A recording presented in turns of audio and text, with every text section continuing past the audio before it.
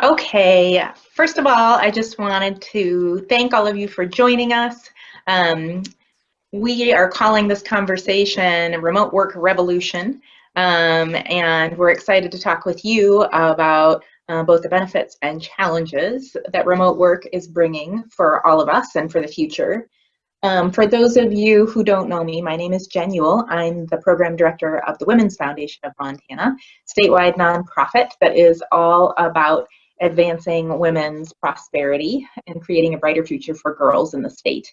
And we're a part of the larger Montana Community Foundation. Today, I'm excited to have a great group of women joining me for this conversation. Before we begin, I just like to remind people it's great if you can, for the most part, keep yourself on mute, just because we have lots of folks joining us today. And if you do have questions, please feel free to just kind of put those in the chat box as we go, and I will work to include them in the conversation. If we have time at the end, I like to open up for people to just go ahead and jump in and ask their questions as well. So I'm just going to get going here. I do like to also tell people we do record these, just so you know, and we like to have these as a resource for our membership and our powerhouse moving forward. So we'll go ahead and post it on our website later, just so you know, before we begin. Okay, so we have a great group of women that are joining today. Kathleen O'Leary with the Department of Labor, Janie Morrow, who's joining us from MSU, Callie Wicks, who is joining us from Blue Cross Blue Shield, and Megan Damrow from ATG Cognizant. And so we have both a couple folks who are experts in labor and in remote work, and a couple folks who work in companies that have already begun to do some remote work options for their people, and they're going to give us their perspective on that. So I'd like to start by just asking each of you to introduce yourself quickly to the group, if you would. Kathleen, will you begin? Sure. Thank you so much. Thank you so much, Jen, for the opportunity to be here today. My name is Kathleen O'Leary. I am the Deputy Commissioner with the Montana Department of Labor and Industry. Before that, I was the Vice President of Administration with Dawson Community College in Glendive, and had the opportunity to work remotely as an kind of a one-off role in that position, where I moved to Helena, but advocated for the college here in Western Montana and worked to build workforce opportunity and training opportunities across the state.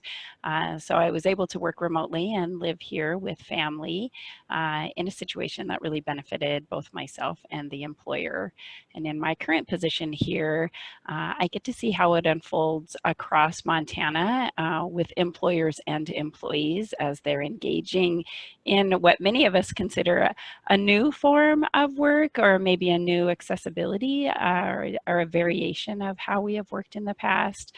Many people have been doing this for a long time, but with the recent changes and the pressures from COVID, we found ourselves in a quickly evolving, and the word, Jen, you used, revolution, I think is a great word because it really did happen quickly for a lot of people, and learning how to adjust and navigate in this new environment. So happy to share some information, and I look forward to the conversation. Thank you.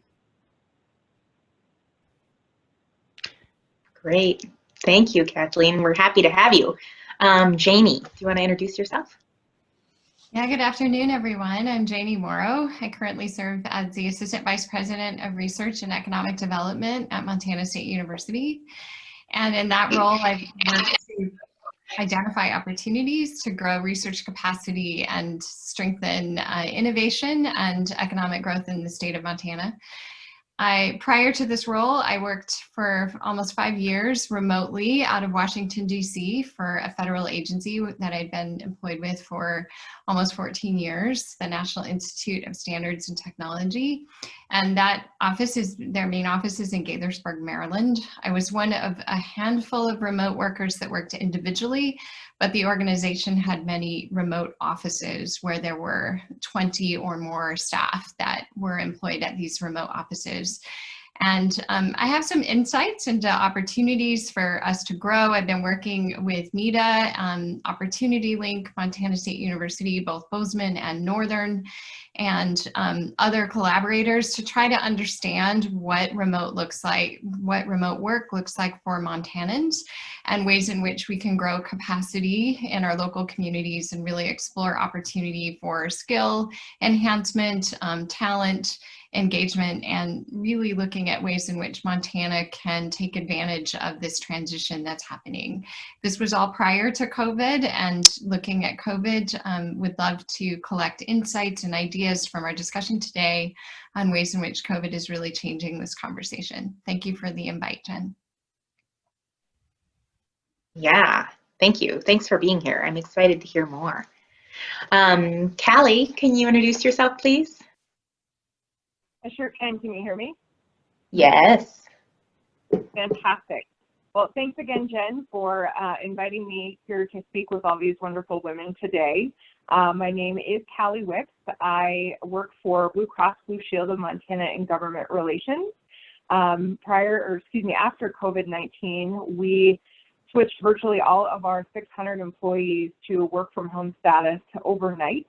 So that was a very interesting challenge for a large company. I am also part of a two-parent household with a young kiddo. We have a little boy that just turned 1. So we have two parents that are working full-time. Two parents that are working full-time from home with a little guy. So I'm really excited to chat with everyone from that perspective. And also this year, I get the opportunity to serve as the chair of the board of the Women's Foundation. So again, I'm just so excited about all the great work that you guys are doing, Jen. Thanks, Callie. Yes, I was going to say we're lucky today because we have both the chair and the vice chair of the Women's Foundation Advisory Board joining us. And we're really excited to have them on our board, but also really excited to have them in this conversation. Thanks, Callie. Janie is the vice chair, by the way. And Megan, can you introduce yourself, please? Can everyone hear me okay? Awesome. Yeah. Well, I'll echo, thank you so much for having me be part of this panel today. I'm super humbled and honored to be speaking with all these wonderful women. My name is Megan Damrow. I work for a company called Advanced Technology Group. It's a cognizant company. And I've been there about 4 years, and I am the Associate Director of Talent Acquisition. I do sit out of Missoula, Montana, but part of my job includes not just focusing on building a pipeline of talented folks here in the community and working with our local universities, but also across the United States and globally as well. I've been in talent acquisition for close to 10 years, and out of those 10 years, I've worked probably 3.5 years in a remote capacity out of a different location from my previous corporate office. And now, like everybody else, the past 6 months have primarily been working from home again. And I feel like in this situation with this pandemic, I've had definitely a front view and front row seat of how kind of there's been this paradigm shift across the US and the world, and how we are focusing on remote work and how we can better adapt to that. So I'm really looking forward to talking about some of those topics today with all of you.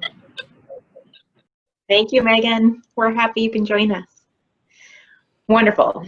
So with all of these smart women, we're going to dive into this topic. And I thought perhaps we could start by asking Kathleen from her spot at the Labor Department to give us a sense of a little bit of the big picture of remote work, both across the US and in Montana. Kathleen? Certainly. Thank you so much, Jen. Can you guys see this? Can you see my screen? Yep. All right. Sounds good. So happy to share some information with all of you today. As we said, remote work it seems like it's relatively new, but the data behind it has been difficult to find or even track down specifically related to Montana. We do have a couple facts that I can share with you today. However, in 2019, about 6.5% of Montanans were working remotely, with it being equally likely for males and females to work from home. The next set of facts and data is what national data is suggesting. And I can dive into a little bit more about how it really affects Montana. Men and women are equally likely to work from home. Parents are more likely than non-parents. That's probably not a surprise. Positions and jobs that find themselves more likely or more successful to work at home tend to be more individuals that are more highly educated and work in knowledge-based knowledge-based jobs, financial services, professional services, things like that. If you work in a nonprofit sector, you are more likely than private or government individuals to be working at home. Because of the types of jobs and the requirement of high levels of education, remote workers tend to earn more. However, data suggests that remote workers tend to not be promoted as much. So I would like to dive into that little fact as we are discussing things today. Prior to COVID as well, research also indicated that it seemed that women would be a really good fit for remote work because of the flexible work schedules that it offers and the opportunity for women to be more flexible with their work, but also provide the caretaking responsibilities that many of us still shoulder the majority of. It is perhaps this assumption that women would be multitasking that research also indicates that prior to COVID, women were turned down more times than men on a nationwide scale when they requested to work remotely. It is also speculated prior to COVID that both male and females, if they were able to engage in remote work in an equal setting, would decrease office politics and kind of equalize the playing field for women to see some upward mobility because everyone was working from home. However, research also indicates that if some people are pulled into work and some people remain working from home, that a little bit of that disconnection when we're not inside the work office kind of negates the opportunity for equal mobility if all people are working from home. Let's see. Slide 2. So what impact has COVID had on remote working? We're still watching this unfold. Montana is among the states with the most workers still working from the office, with about 30% of workers working from home at the height of the pandemic, and currently about 20% of Montana's workers are still working remotely. The lower rate for Montana probably comes into the types of industries that are at play in Montana. There are some jobs, such as those in customer service or construction, where working on the job site is required, and Montana tends to have a larger share of our workforce in these types of jobs. Let's see, who has returned and who is still working from home. Nationally, employers started bringing back workers in July, with roughly 10% of the workforce called back to the office. Roughly 40% of the workforce or 30 to 40% is still working from home. Stats vary there depending on if you are including people that are self-employed or not. Women are still more likely to be working from home, while men are more likely to have stayed in the office or have already returned back to work. And young workers, those in management and professional occupations, and those in areas with high rates of COVID infection are more likely to still be at home as well. So not every job allows for remote work. We also alluded to that earlier because of the types of industries that are high in Montana, specifically leisure activities, recreation, things like that. Women are more likely to be unemployed right now. In most years, men typically make up roughly 60 to 70% of our unemployment stats because of the seasonal nature of construction jobs. That holds true in Montana. Now, or currently, women comprise roughly 60% of the claimants that we are seeing during the COVID-19 recession. Many of the industries most affected by the COVID-19 safety measures that were put in place have been industries with a predominantly female workforce, including healthcare support occupations, retail, restaurants, things like that, food service jobs. If you're interested, and I can put this in the chat, but a Montana DLI does track a lot of this labor market information, job tracking information, specifically related to COVID. So you can go on that website. It's updated every Friday with what are the changes we're seeing in unemployment, which industries and who's being affected by that. So I'll put that in the chat box for all of you if you want to track that on your own or look that up. Let's see. Childcare remains an issue for both remote and non-remote workers, which is no news to anybody. The department estimates that roughly 20,000 Montana parents are unable to return to work due to the need to supervise children learning from home or the reduction in childcare availability. Really, Montana's economy relies on these people remaining in the workforce. So we're going to have to work together to find answers to how really do that. And if that is that they need to remain working from home, making sure that that's a workable solution for both employers and employees. And just a reminder to all of you, if you haven't taken a look, Montana DLI, about 3 weeks prior to COVID hitting, placed this remote worker toolkit on our website after meeting with some people around the state that were diving more into this issue. So better to be lucky than good. We happened to put this out on our website right before remote work became such a huge topic for many of us. But there's some pretty good information in here, some resources to look at. Also some templates for both employers and employees. Does remote work fit for the type of job that you're in? There's also a work environment checklist that has you kind of do an assessment of how you're setting up your workspace, which I think is really important for people that are doing this long term. And also just reminders to employers out there that even though we are not working in a traditional office setting or work setting, all of the rules and regulations around the employment relationship still apply. So workman's comp, unemployment insurance, wage and hour issues, things like that. So Jen, that's what I have today. Happy to answer any questions and really interested in whatever comments anybody else has about this. Wonderful, thanks. Yes, that gives us a little bit of the big picture. And I think you saw in the chat there were some folks asking about the data, and I know you're going to follow up with a link, right? So they can kind of look up some of that info themselves. Yep, awesome. Definitely. Wonderful. And I think when you were talking about the group that you had met with in preparing some of the remote work toolkit, maybe Janie, weren't you kind of part of that group? Do you want to share a little bit about your experience working with some folks in Montana on remote work?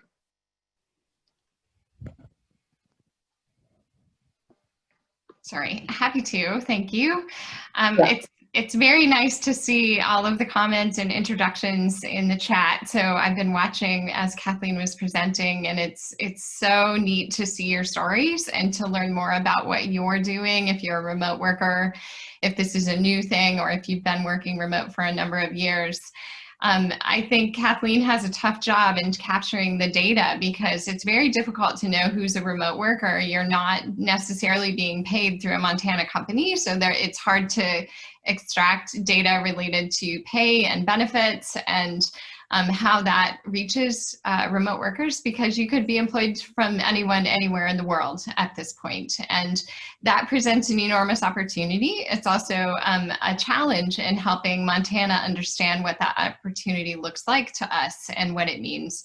And so one of the things we did, there's been an effort within the Montana Economic Development Association, MEDA, to try to lead a broader discussion from companies and the perspective of economic development associations and local small businesses is what it means to be a remote worker.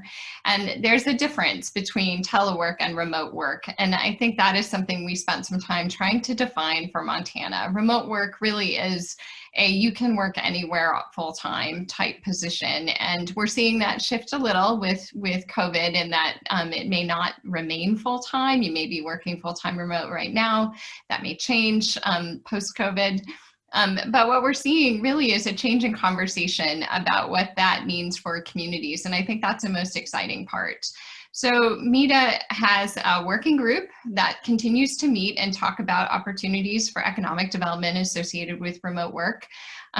What we did last fall, and it was about a year ago, Kathleen attended a workshop along with many others from across the Highline. Largely, we did have a few folks from Helena and Missoula that attended, and as well as Bozeman, and I don't think we had anyone from Billings. But we did have fairly good representation across the Highline. What we talked about is the challenges that communities face in terms of economic opportunity.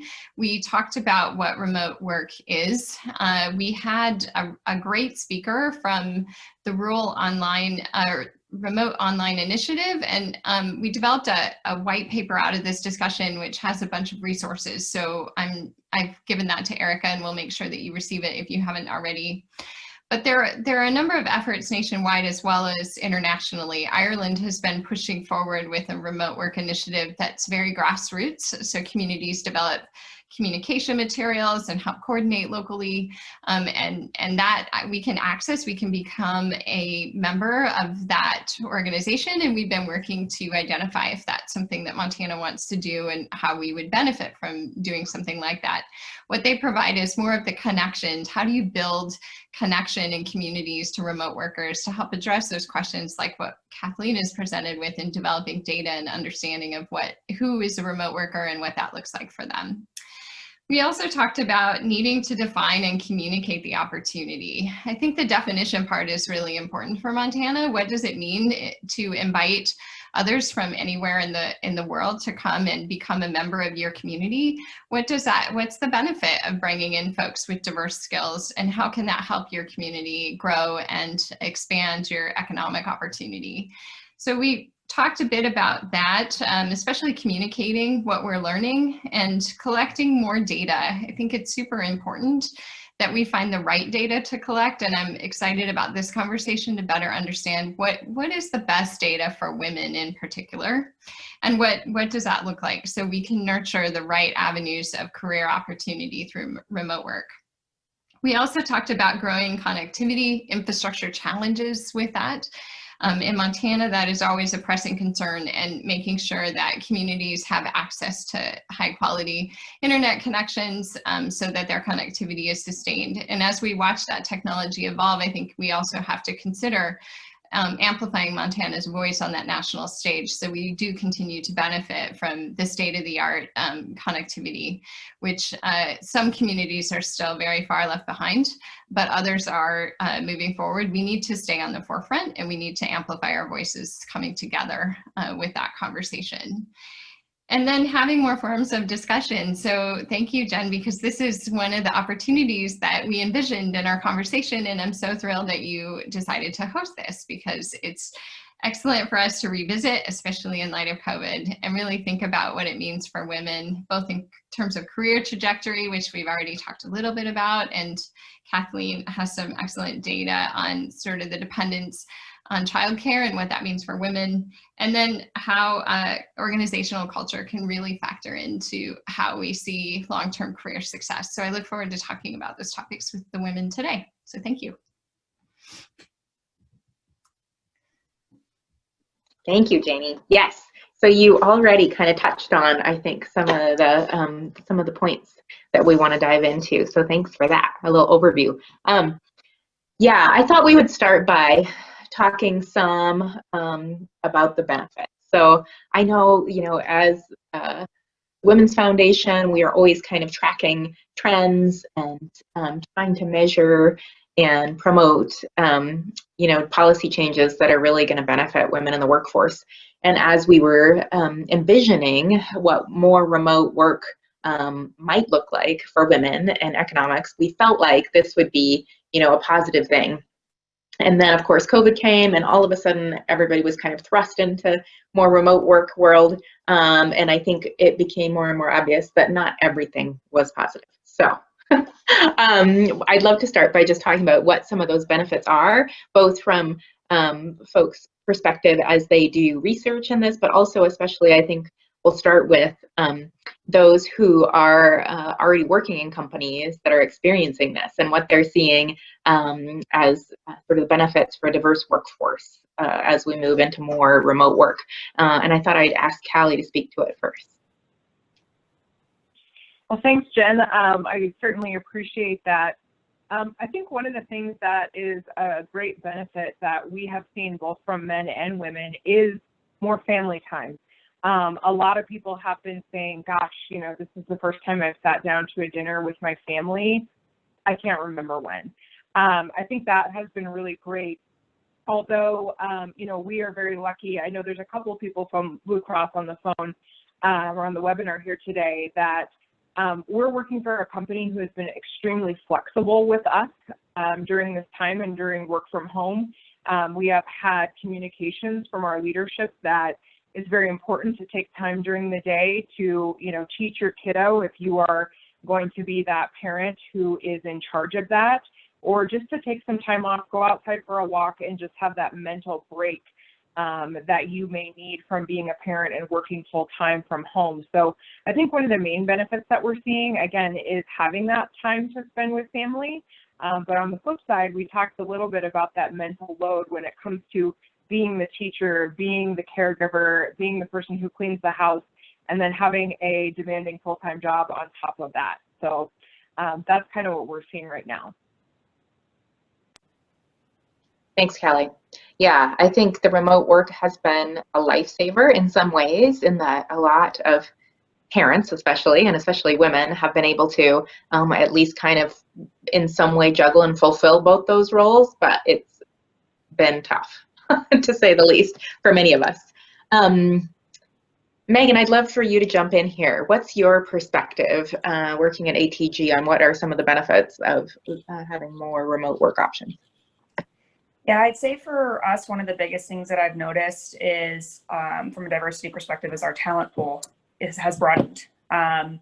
Previously, we were definitely more focused on specific locations because we were trying to build and scale up some of our offices in Missoula. We wanted to focus on talent in our local community. And there were really talented people, not just in the US, but in other parts of the state as well. But because of how niche we are and how we operate and the type of training that we have and the onboarding experience, there are times that we were kind of our own roadblock with being able to onboard a diverse candidate pool. And with this pandemic, I mentioned earlier, we've seen this huge paradigm shift with all these different industries, not just in the logistics of being able to work from home, but how you are able to onboard and train and maintain talent.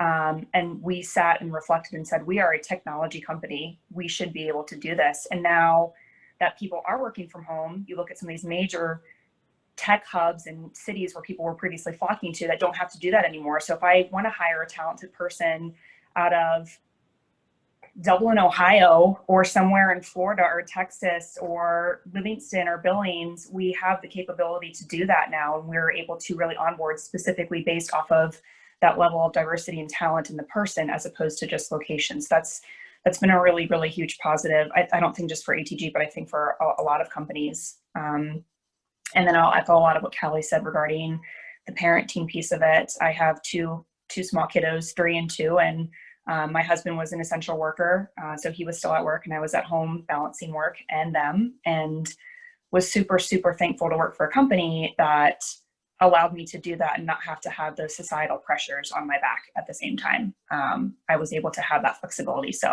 and focus on family. I felt like I was always having to make those work-life decisions and didn't always have the best balance. So was definitely thankful for that. So I'd say that's my perspective on both topics. Great, thanks, Megan. Do you have a sense, I don't know if you have this number offhand, but of how many of your folks that are employed, out of Missoula, who live in Missoula versus other places? Can you hear me? My mute went weird. I would say, I don't know that I have the number off the top of my head. We do have quite a large workforce in Bozeman. We have people up in the Kalispell Whitefish area. We have some folks we had somebody in the Sealy area, I believe. We had some folks more out towards Livingston and Billings, have quite a few people in Helena as well. And then we've been able to hire more people outside of the Montana piece of it in more rural communities. We're not having to worry about the large hub piece, which there are a lot of people, very, very talented people in some of these rural communities. And like I said, because we've kind of knocked down these walls with training and onboarding and that candidate experience, we've been able to onboard some talented people. And I'm very excited about that, specifically in Montana. I'm biased. Because we've now provided more high-paying, full-time, flexible jobs that people didn't have before, and they can do that with that Montana lifestyle that people want to keep. Yeah, I love it, because I think it's so interesting to think about it from both perspectives, both from a workplace perspective and thinking about being able to recruit more diverse candidates, but also for all those individuals out there who might live in remote areas and now they can work anywhere. So yeah. Janie or Kathleen, do you want to jump in here and talk some about your thoughts on the benefits?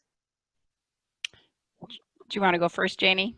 I just have a question for Megan. So Megan, I'm wondering, I love the idea. I'm super intrigued by the change in your onboarding process. And I think that that's just brilliant, because one of the main pitfalls that remote workers fall into is that the work culture of the organization doesn't really rapidly adapt to a remote work sort of culture and lifestyle, which is required. I mean, the organization really has to adjust and think about its culture.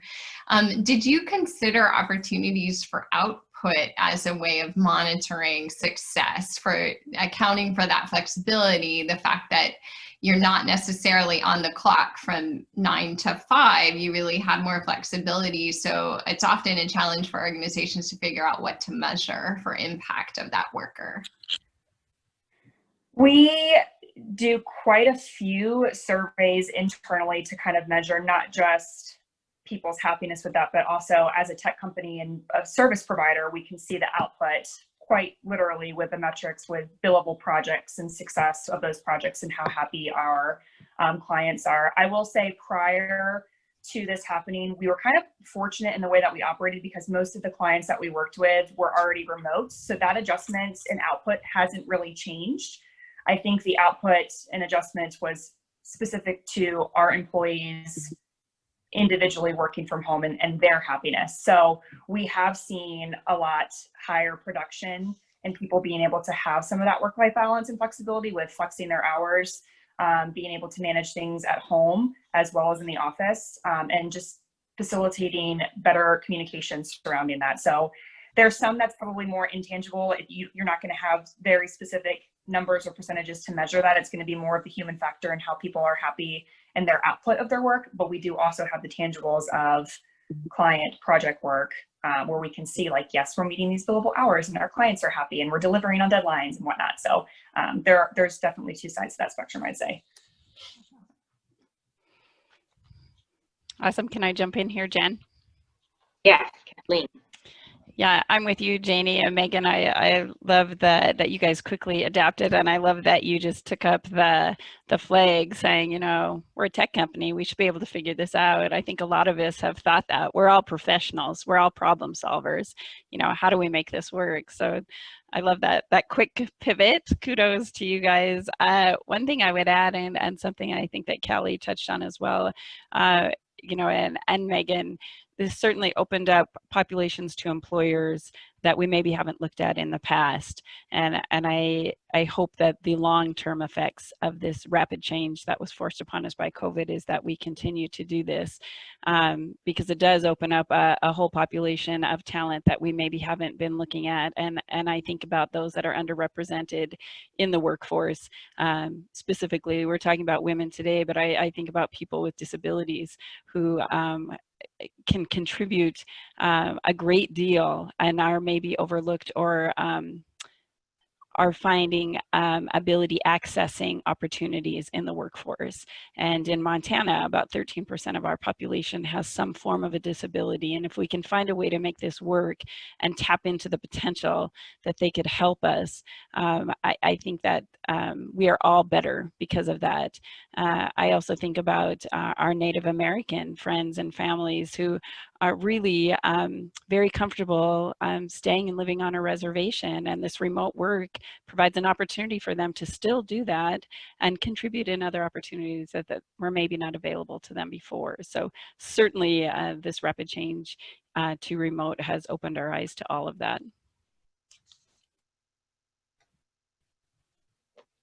Thanks, Kathleen. Yeah, that's sort of the big picture, I think. And it is exciting to think about, because I do feel like a lot of us have thought about all of the potential that's there, but the progress towards that seems slow. And for what it's worth, as terrible as COVID has been, I do think that it has just accelerated the pace of us thinking about the possibilities with online work. So, yeah. Okay, so we've heard a little bit about some of the positives, and we wanted to just kind of visit also about some of the challenges with remote work. Of course, we know we're just now starting to really get a little sense and a little bit of the research, anecdotal and otherwise, on what remote work is looking like for women. But we are already seeing that, of course, there are going to be challenges, and there's going to be some transition and innovation needed here to really tailor our remote workplaces to be a place where women can succeed. And so I wanted to invite people to kind of visit about that conversation as well. Megan, do you want to jump in? Do you have some thoughts on what have been challenges as we've kind of moved into the remote realm? Yeah, absolutely. I would say from the employee side, the logistical side of it, we have had and seen a lot of people that weren't prepared or set up for this. Even being a technical company and working with technology every day, most people still came into the office because they were part of that office culture. And when we said you had to work from home, you know, things are shutting down. Some people didn't have equipment at home. They didn't have the internet stability. I know myself, I live out near Frenchtown, and internet is not always the best. So it's constantly going in and out. And we have people that live even farther out in the Bitterroot Valley that don't get great internet. Connectivity issues. We have people that don't have an environment at home that they can be productive in. We've had some people that have multiple children where they're the only caregiver at home. And so to then be able to balance that and be at home taking care of their family, which is a huge priority, that was definitely a challenge. Cognizant as a broader company, we had thousands of resources globally that did not have laptops, that quite literally overnight Cognizant had to mail out laptops to people to get them set up at home because they couldn't do their jobs, and when those people weren't able to work, they didn't get paid. So lots of logistical adjustments that we've had to work through still today. And then you have the mental health and the cultural piece of it. You know, for some people that are extremely extroverted, your morale is really low when you're stuck working at home and you don't have that face-to-face contact. For some people, productivity is really hard working from home. And then feeling kind of out of the loop. You know, even though we're all working from home, there's still that you're not physically in the office, you're not together as a group, you're not dealing with these issues or problem solving together, and not feeling like you're actually moving forward in your job or actually being productive and getting things done. So I think there's a logistical piece of it, there's the mental health piece of it, there's a family piece of it. And our employees, myself, have experienced the entire spectrum of it. Yes. Yeah, what a huge transition. Wow, that sounds amazing. Callie, what about from your perspective at Blue Cross Blue Shield? What have you seen as some of the challenges? Thanks. So I think in addition to some of the things I talked about before, we've seen a lot similar to what Megan has been talking about. We had the same sort of issue where we had a lot of employees who did not have stable internet connections and did not have the equipment that was necessary for them to work from home. So one of the things that we did as well was mail laptops, mail Wi-Fi jetpacks, you know, making sure that folks have resources that they're able to utilize to do their jobs every day. One of the other things that I thought was really interesting, which I'm not able to take advantage of yet, but our company also purchased online school curriculums that meet state standards for every single grade of children and high schoolers that is available to all our employees, so that, you know, maybe if if they're not having the best situation with whatever's going on with schooling, they know that they have a resource there where they can help their kiddos to be able to get the education that they need while they're working from home and while their kids are home. So that's something that we're hearing about that people are liking as well, just kind of those added resources and benefits. One of the other things that we've really been focusing on is our employees' mental health. I think Megan and Kathleen and Janie had also said that, you know, we're seeing folks have kind of a drain from everything that's going on right now. So we've been offering a lot of webinars for our employees on mental health, a lot of additional resources and fitness programs as well that are free to our employees that are, you know, kind of online things that you can do just to kind of help people's mental health get through, you know, this very interesting time that we're in right now. Yes. Wow. So many resources. That's wonderful that you all were able to kind of step up and provide that for people.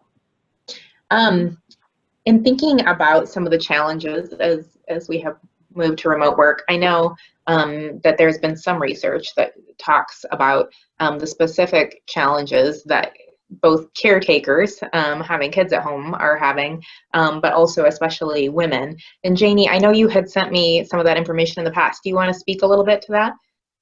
Sure.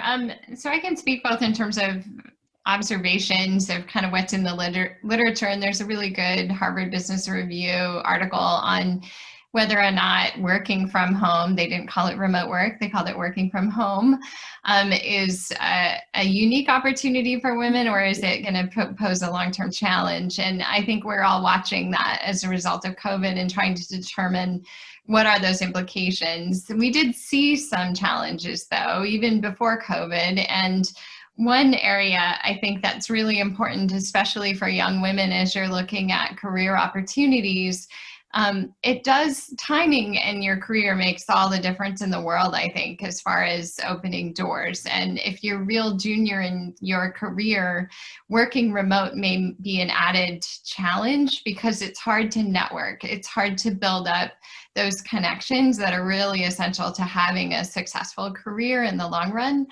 And I don't think that we've broken down barriers to networking remote. And I know that's been something I've been very interested in helping build for our rural communities. So we do have access to the amazing talent in our more urban centers in Montana.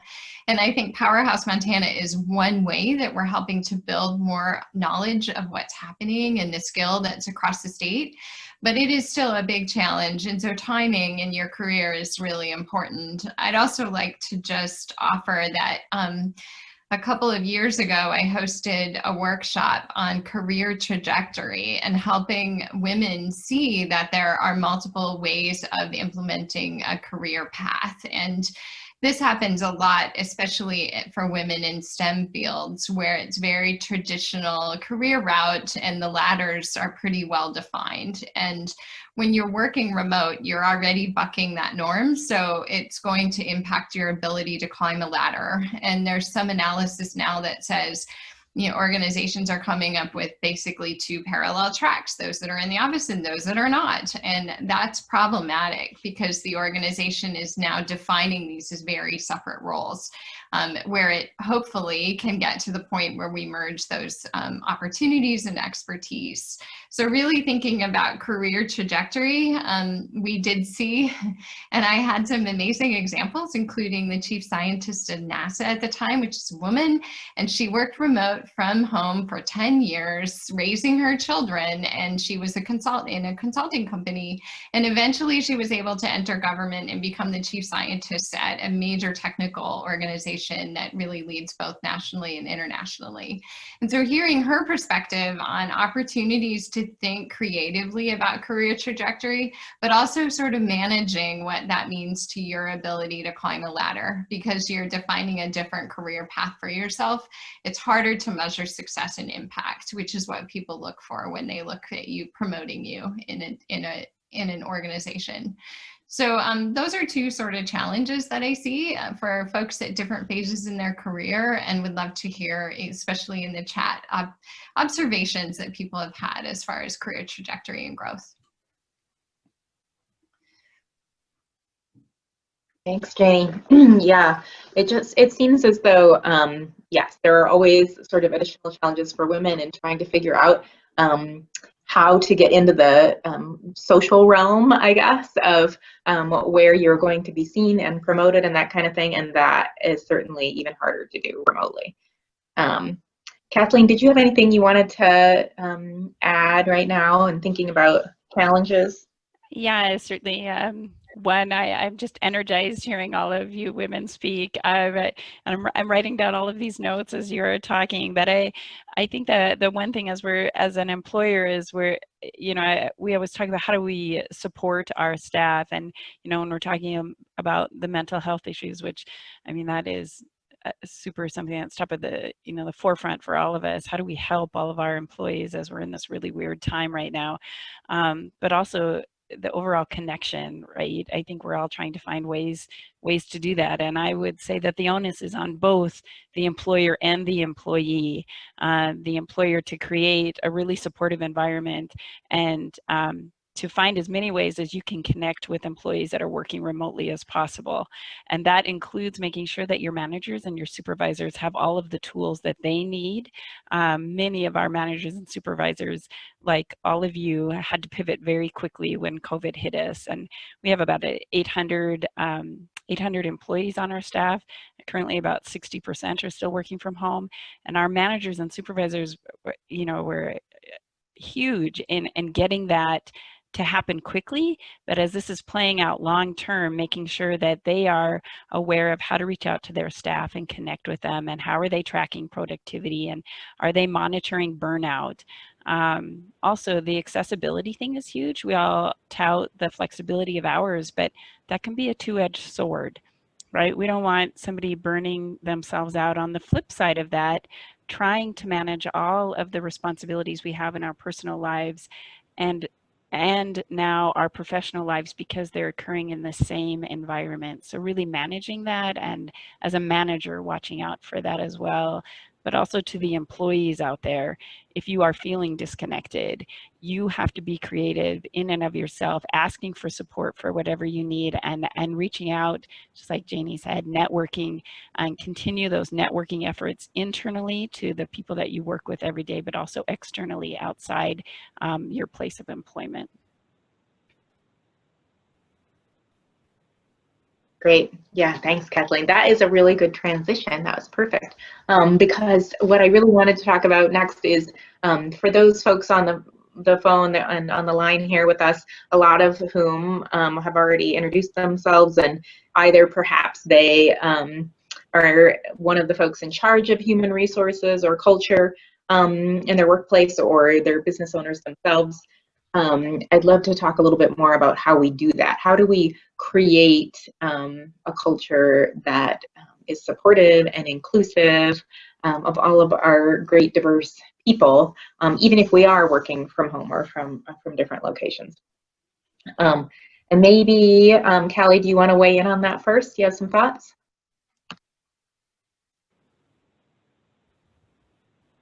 Thanks, Jen. Sorry, my mute is getting a little bit crazy, but one of the things that I did want to chat about that I thought was really helpful from our perspective, and maybe helpful for other companies if they didn't do this, or they would like an opportunity to do something like this in the future.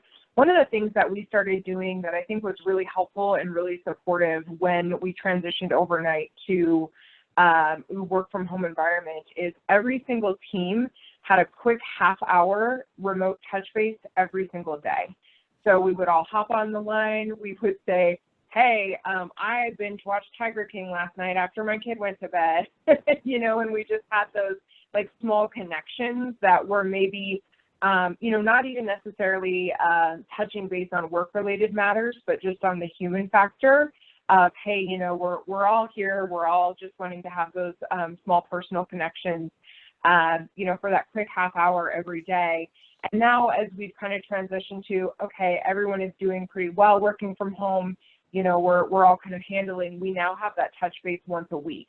And it's really an opportunity for managers to say, how can I support you? How are things going for you? What do you have going on in your life? If you don't have anything to share professionally, share something personally. And I think that that has really been an awesome opportunity for us just to stay connected. I love it. Yeah, it seems as though, you know, all of the sort of support that just happened because we happen to be in the same space together has to be intentionally created now. So it sounds like you figured out a way to do that. That's great. Megan, I'd love to hear what you're doing at ATG to help support your remote folks. We've done quite a few things, not just from a company perspective, because Cognizant is a very, very large machine in comparison to ATG's business unit within that company. So speaking specific to ATG and what we've done, we've just fostered more communication, and not just as individuals, but from our executive leadership team. They've been very much involved and bought into supporting our employees, and been very, very open to say, like, our people are our best asset, and we are loyal to you, and we want to take care of you. So if you are genuinely struggling, whether it be with your workload or being from home, your mental health, your family, tell us and we will help you. Individual teams worked together to kind of figure out what their schedules were going to look like. You know, we had some parents that were logging on and starting their day at 5 a.m. and then logging off early and having breaks in between. And we did fun, silly things like every week during kind of the peak of quarantine, which we've actually kept up, but it started during the peak of quarantine. Our executive leadership team would rotate out quarantine cuisine, and every Wednesday they would do a cooking show basically for our entire workforce to learn to cook something new and have that engagement. And, you know, it was really fun getting on there and seeing all these families together in their kitchens and putting project work aside and just kind of connecting and laughing and sharing jokes and, in a sense, making fun of our leadership team because it was really funny. We do virtual one-on-ones every week. And so that was being more encouraged, that people were speaking up through our internal chat systems to say, hey, I have 30 minutes of extra time today. Who wants to connect? How's everybody doing? Who wants to just have a conversation? We utilized our internal chat system a lot heavier. And then broad scale with Cognizant, they had more wellness programs that they were offering out, especially for mental health, to make sure that people had somebody to talk to and they were genuinely okay. And we also implemented a new policy this summer called summer hours. So starting in June, employees could take every other Friday off without having to use their PTO to make sure that they were having more balance. And then lastly, to kind of create some of that barrier, because we all know when you work from home and your computer's at home, there's no separation. People wiped off their Outlook internal chat systems from their phones, and they set blocks on their calendars and put do not disturb up on their phones to make sure that they weren't getting those constant notifications. And people have respected that. So that's been extremely crucial for all of us. I love that. I think it's so important to come, you know, from management saying, okay, we know if you're working at home, it's so easy to just keep working, you know, and so I think it's so important to really set those boundaries of we're still going to have work time and family time and respect that for everyone. Awesome. So we're going to run out of time as usual, but I wanted to just invite people. I know some of the folks who've joined us on the phone are remote workers themselves. I know all of us on the phone have worked remotely or are working remotely currently. And I wanted to invite our presenters to just share if you have thoughts on, for those who are working at home, if you have tips for them on how to be successful in their own remote work. I'd love to hear some of those that you want to share. Megan, why don't you start since you're with me right now? I'm so sorry, Jen. Can you kind of repeat what you said? My phone, you sounded kind of like a robot, so I didn't catch. Sorry, probably just I said, do you have any thoughts for the folks on the phone who are working remotely themselves? Just kind of like tips for how do you work successfully remotely yourself? Yeah, I would say I've set very hard boundaries for myself. One of being, which I just mentioned, I took all of my communications off of my phone and put, you know, do not disturb on your iPhone has an actual schedule where you can set it from like a certain period to the morning. And I do that for any types of notifications unless there's emergencies. And I've just had really open communication. I think communication with your team and with your leadership team is extremely important. So continue to push that and foster that and hold your team leads, your employer whoever it is in charge accountable for that. I think it's really, really important to have those conversations, and just give yourself some grace. It's not one industry, it's not one state, it's a global thing. They call it a pandemic for a reason. Give yourself that grace right now. I think that's extremely important for yourself, your family, your company. Thank you.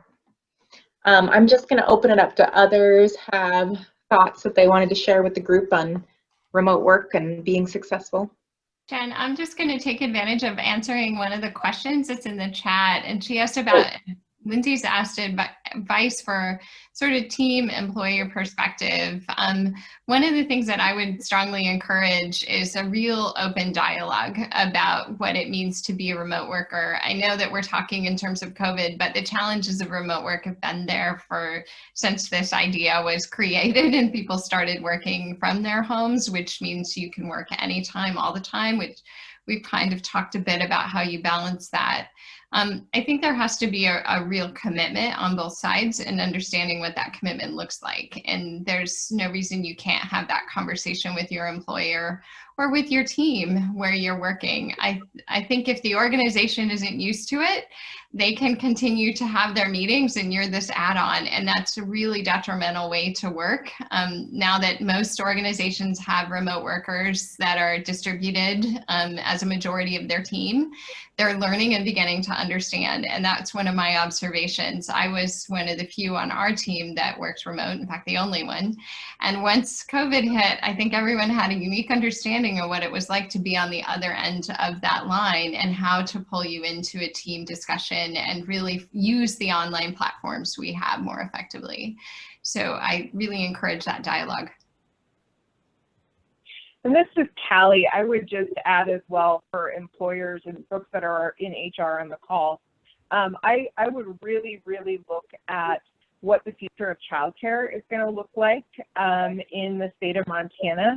I think it has been amazing to have this uptick in remote work for women, but I think the thing on the flip side we're seeing with COVID is, you know, when we do have this issue and we do have women working from home and raising children, when the conversation comes down as to, hey, you know, we can't do this anymore, one of us is going to have to give up our job, what we're generally seeing is that is the woman, because she tends to earn less than the man, as we're still at 84 cents on the dollar, I believe, in Montana. So again, that's kind of a bomb to drop at the very end of this, and I'm sure we can have a whole nother webinar on that, but I just really encourage folks in companies to take that into consideration so that we can keep our female workforce as well. Thanks for that, Kelly. Yes, it's true. That's a big part of what we do with Women's Foundation, so I appreciate you mentioning that. And we do have upcoming webinars that are going to dive more into that. Kathleen, last words, last thoughts to share? Yeah, again, the question, Janie, you touched on from the employer perspective. I look at this from two different viewpoints. As an employer with 800 employees, but also statewide, what is happening and what are the trends, and how does DLI come in and support everyone trying to navigate this?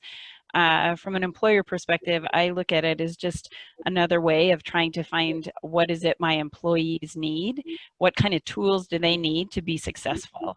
And so that is being really creative in the questions we are asking ourselves, and maybe expanding how we traditionally looked at ourselves in how we guided our staff, and also how we communicate, and being much more intentional and varied in the ways that we are communicating to make sure that we're reading all the populations and giving them all the support they need. So I know we're closing in here. I just want to thank you again, Jen, and all you lovely ladies. I've enjoyed hearing everything you've had to say today. So thank you for allowing me to be here.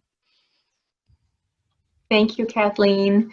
And thanks to all of our presenters today. We're so lucky to have such smart folks who are willing to share their time and wisdom with all of us as we really kind of explore what this whole workplace revolution looks like for women and all of us, and how we move forward successfully together. Thanks to all of those who joined us and for your questions. I wanted to say, I know we didn't get to all of them. We are going to send out a follow-up email with all kinds of great resources in it, including the toolkit that Kathleen talked about. Janie has a great handout that we're going to send out too that talks a little bit more about remote work in Montana and some resources you can go to learn more. And then the Women's Foundation is really diving into this whole workplace revolution, and we have created a little one sheet on remote work that we're going to send out to you. Next month, we're going to have a webinar that is more specifically about other workplace policies and what workplaces can do to support women outside of just the remote work question, including, looking at childcare, looking at some of the other challenges and policies that really could benefit women in the workforce moving forward. And we'll send you the information on that as well. So thanks, everybody. Take good care of yourself and each other. And we'll look forward to talking with you again soon. Thank you. Thank you. Thanks. Thank you.